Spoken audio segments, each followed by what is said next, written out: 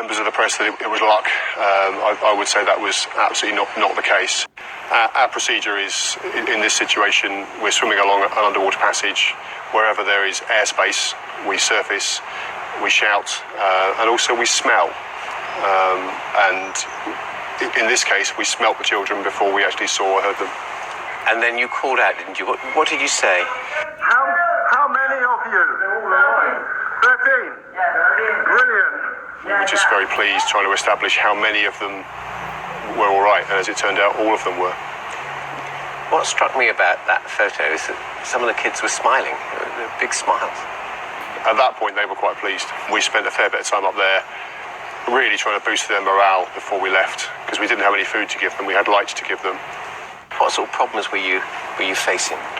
The visibility in the water is very, very low, so varying down to a few inches.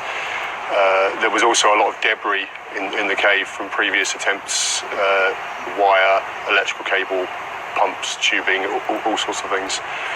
The cold also was an issue. Some of the children were quite small, so we were quite concerned about how well the smaller children would hold up in terms of the journey out through the water.